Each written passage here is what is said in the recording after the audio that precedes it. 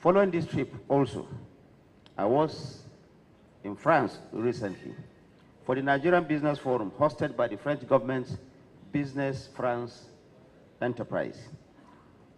On the sidelines of those activities also, I met with the executives of United Nations Educational, Scientific and Cultural Organization, UNESCO, to further fine-tune the imminent takeoff of the first of its kind Media and Information Literacy Institute that Nigeria will be hosting here in Abuja. That institute will go a long way towards strengthening Nigeria's media environment and supporting journalists to carry out their functions even more effectively. As the administration gets closer to its mid-term, he reaffirmed the status of the media under the Tinubu administration as powerful in the democratic evolution that is open to enjoy government support. In Abuja, Salihu Abdullahi Gwanara, NTA News.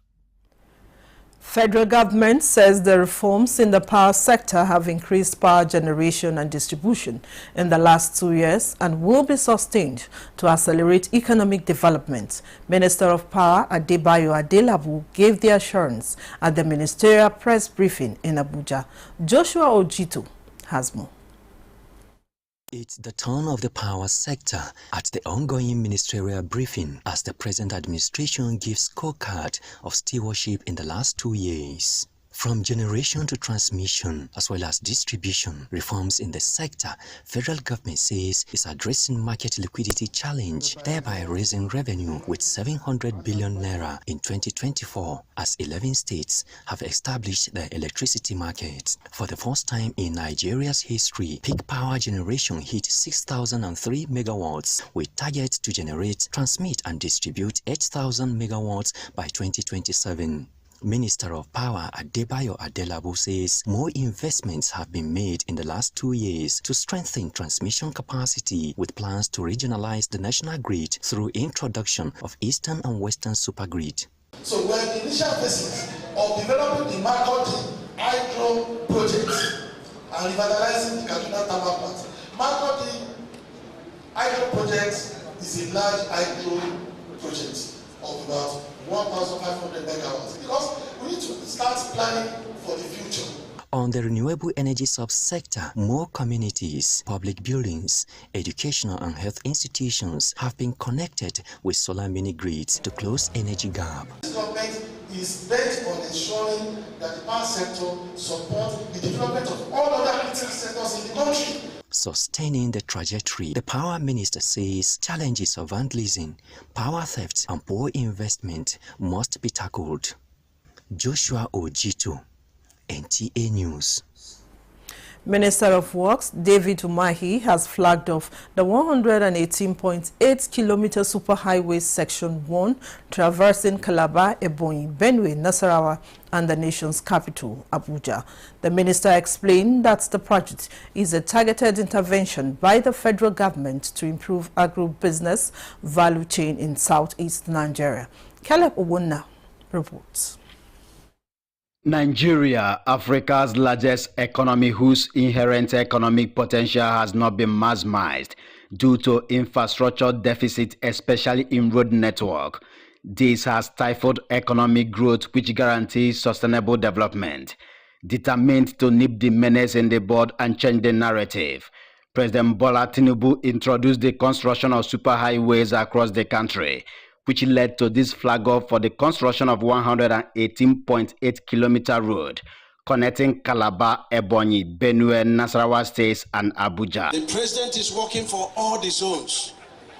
This project here is the third legacy project of Mr. President. This project will be completed by the special grace of God. This project is a game changer for our farmers. It means faster access to regional and national markets. For our traders, it means reduced costs of transportation. For our youth, it means employment for our local economy. It means growth. The multiplier effect of these roads is immeasurable. For the people of Ebonyi State, the project is a significant step towards having a Nigeria that works for everyone. Today is our starting very remarkable for the entire Southeast zone. We have every reason to be grateful to Mr. President. Beyond being designed to redefine road transportation in the country, the project is poised to unlock economic potentials that transcends to increase access to healthcare, education, among others. In Abakaliki, Caleb Obunna, NTA News. The Nigerian Midstream and Downstream Petroleum Regulatory Authority conducted an impromptu night inspection of petrol stations to identify those under dispensing fuel. Several stations were caught shortchanging customers, leading to immediate sanctions, including sealing of pumps and station closures. Lydia Sampson tells us more. In a bid to curb under-dispensing of petrol, the Nigerian Midstream and Downstream Petroleum Regulatory Authority, NMDPRA, embarked on an impromptu inspection of petrol stations in Abuja and its environs. The strategic move, which started in the day and lasted into the night, aims to identify and penalize stations involved in under-dispensing, ensuring consumers receive accurate quantity of fuel for their money. The North Central Regional Coordinator for the Nigerian Midstream and Downstream Petroleum Regulatory Authority, Majid Abdul Qadir, emphasized the agency's commitment to ensuring consumers get value for money and warned that offenders will face stiff penalties. By the time we seal a station completely, the traffic in that station will move to another station, and before you know it, a queue will be created, and the impression will be that there's scarcity. So we don't want to send that wrong signal to the public. That's why we seal pump by pump. And today alone, we have sealed over 20 pumps. She reiterated that these enforcement actions aligns with NMDPRA's ongoing efforts to regulate fuel distribution, promote safety, and eradicate illegal operations across Nigeria. Motorists applauded the NMDPRA enforcement action. It's actually a pandemic. Like most of the filling stations, their meters are normally not, regular. I don't know how they do it, but if they can do the way they are doing, I think it's good, and it's going to help the poor in this country. The authority is determined to deter malpractices and ensure a safe, fair, and just fuel distribution system. In Abuja, Lydia Sampson, NTA News. Economic experts on NTA's Good Morning Nigeria expressed concern that Nigerians' latest inflation rate indicates declining food production, a pressing economic issue that requires immediate attention. The experts highlighted the need for the government to address this issue promptly to prevent further economic decline. Ekemini Williams has details. Nigeria's inflation rate rose to 24.23% in March 2025, driven by increasing food prices, transportation costs, and supply chain challenges. Experts attribute this surge to factors like third-party price influence, energy shortages, insecurity, and forex volatility, thus posing a significant challenge to the Central Bank of Nigeria's efforts to stabilize the naira and check rising prices. The food inflation rate hit 21.79%, with states like Oyo, Kaduna, and Kebbi recording the highest increases at 34.41%, 31.14%, and 30.85% respectively. We have structural challenges where it comes to food baskets areas, either in terms of the challenges of moving agricultural products.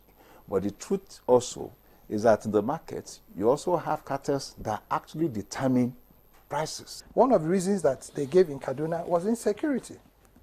Okay, if you had insecurity reined in, Kaduna has enough land. Imagine if you had that amount of land in cultivation. And then you have a very major, water program on that stretch. So if you're looking for solutions, the first solution we need to do is not to begin to blame game. It is for us to begin to support. But we are not declaring state of emergency to indict the Ministry of Agriculture and Food Security. We are actually declaring that state of emergency for them to be supported. Experts recommend addressing Nigeria's inflation rate by tackling the root and secondary causes. They suggest subsidizing tools for food production and funding research institutions to boost efficiency. And then the most important thing too is the issue of petrol. Fuel increase. This is the #1 factor that has caused the spreading effect of inflation all over the nation. The cause of inflation in Nigeria, in my own evaluation, is cost of production. And when I say cost of production, supply side factors. We are talking about how to solve middle. You don't dialogue with middlemen. Boost supply. When you boost supply, you don't need middlemen again.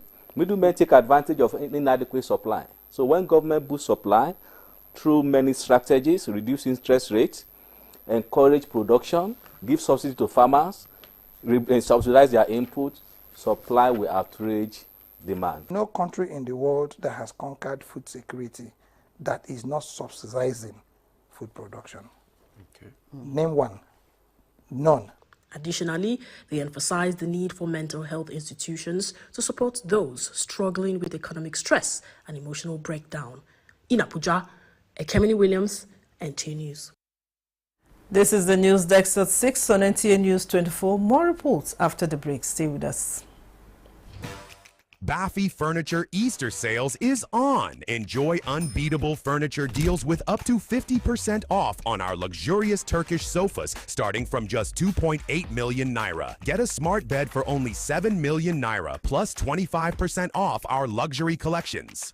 That's not all. Enjoy free delivery and installation in Abuja, Lagos, Enugu, and Kano. Visit any of our showrooms or shop online to take advantage of these incredible offers.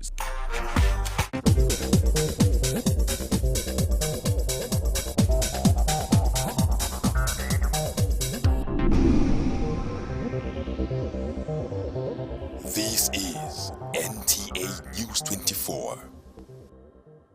Welcome back. In pursuit of her mission to enhance national progress through renewed hope initiatives, intervention in the health sector, Nigeria's First Lady Oluremi Tinubu has arrived on those states to further drive her health advocacy. Her first engagement was with the Ondo State Traditional Rulers Council, where she renewed her appeal for them to throw their weight behind current effort by her initiative to scale down prevalence of HIV and AIDS, tuberculosis, cervical cancer, as well as child and maternal mortality in the country.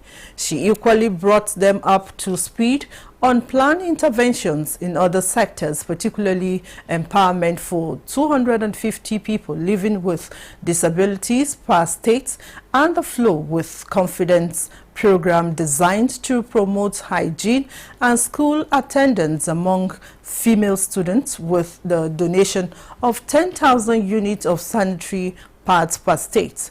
Receiving the First Lady on behalf of Chairman of the State Traditional Rulers Council, the Deji of Akure, Oba Aladetoyibo Ogunlade Aladulusi, appreciated the visit and offered royal prayers to the First Lady.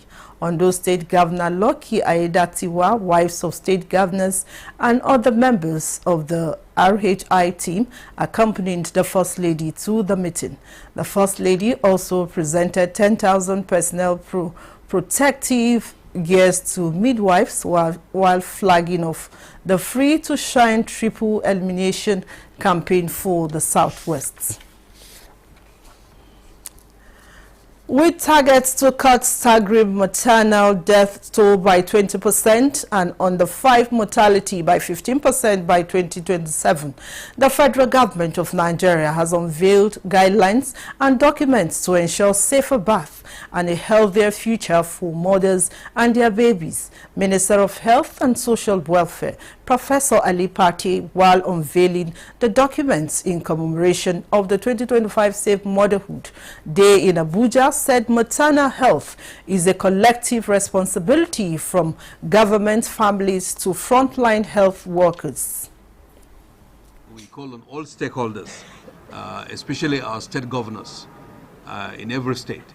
We all must join hands in making sure that safe motherhood is a reality in every village, in every ward, and in every home.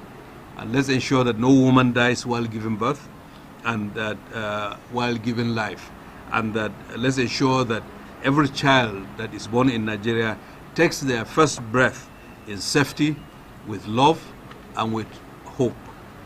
We'd like to encourage the government to enact and uphold laws that protect women and children of right, including maternity protection and access to sexual and reproductive health services. We, the partner, including WHO, UN agency, other international organizations, would like to reiterate our commitment to sustain our support to the government. Emphasis was laid on community engagement as crucial in tackling cultural, social, and economic factors contributing to high maternal and newborn death in the country. The theme for this year's Safe Motherhood Day is Innovation for Safe Birth, collective responsibility to crush maternal mortality, with the slogan, Care for Moms, Hope for Babies. Still talking health, 17th April every year has been set aside to commemorate World Hemophilia Day and to bring more attention to this disorder. The National Hospital Abuja has carried out an awareness campaign. Theresa Shonam has the details. Hemophilia is rare. Inherited bleeding is a disorder in which the blood doesn't clot properly due to deficiency in clotting. This leads to prolonged bleeding, even for minor injuries, and can cause serious internal bleeding, especially in joints and muscles. We have lost so many people. We have had situations where people get permanently deformed because they don't even know what is the problem. And then when they know the problem, they don't even know where to assess the best and optimum care. Experts note that the condition is usually inherited and linked to the X chromosome, making it more common in males and not left alone female and children. This carrier explains the symptoms further. The severity is categorized into three. We have the mild, the moderate, the severe. So those with severe symptoms, we talk about their factor level very low. The normal protein factor level is about 150. Carriers and their parents plead for government support to help them in assessing treatment. Sometimes I don't sleep at all. I stay awake throughout the night. I miss school for months, so it's not as good as I hoped it to be. But the challenge we have here is that the factor acid is not available in Nigeria, so it's quite very expensive. With 2 boys, the journey has been very, very, very horrible, I must say it. So I'm sending this message to Nigeria government to assist us. Many believe that the day is a wake-up call on all prioritize regular medical checks. Theresa Shonam, NTA News. A statement just getting to us indicates that President Bola Ahmed Tinubu remains fully engaged in Nigerians' governance, even though he is away in Europe. The statement signed by Bayo Onanuga, Special Advisor to the President on Information and Strategy, explains that the President's absence remains temporary and in line with the communicated time frame of approximately 2 weeks. The President left Paris for London at the weekend and has maintained constant communication with key government officials overseeing critical national matters, including directives to security chiefs to address emerging threats in some parts of the country. His return to Abuja and the resumption of duties at Aso Villa will follow the conclusion of the Easter holiday. The President's commitments to his duties remain unwavering, and his administration continues to function effectively under his leadership. The Presidency appreciates the public's concern and assures all Nigerians that governance proceeds without interruption.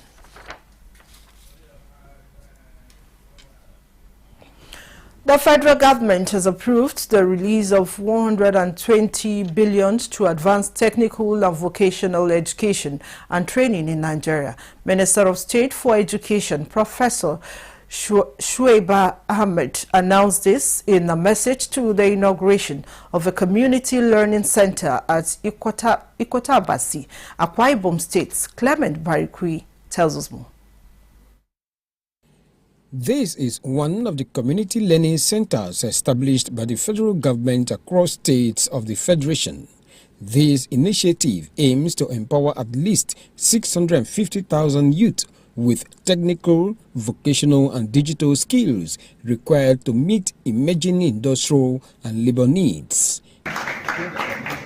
Minister of State for Education, Professor Suhaiba Ahmad, represented by Vice Chancellor Federal University of Technology, Ikadabasi, Professor Leo Daniel, says President Bola Tinubu is giving technical and vocational education the needed support to build self-dependent youths. President Bola Ahmed Tinubu, GCFR, has approved the release of 120 billion to advance the agenda of the Ministry of Education.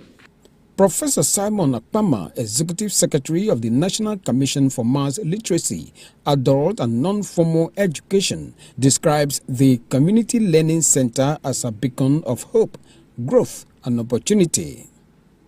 The essence is for these learners to acquire extra knowledge and skills for self-improvement. To penetrate those policies into remote communities like this is very commendable. As a way of supporting this initiative, state governments are expected to replicate the center in all local government areas. Clement Barikui, NTA News. Still on education, Nigerian students have been advised to make deliberate efforts to ensure they benefit from the many students-related initiatives of the federal government of Nigeria. Senior Special Assistant to the President on Students' Engagement, Asifon Dayo, gave this advice at the University of Uyo, Akwa Ibom State. Kelvin Samuel reports.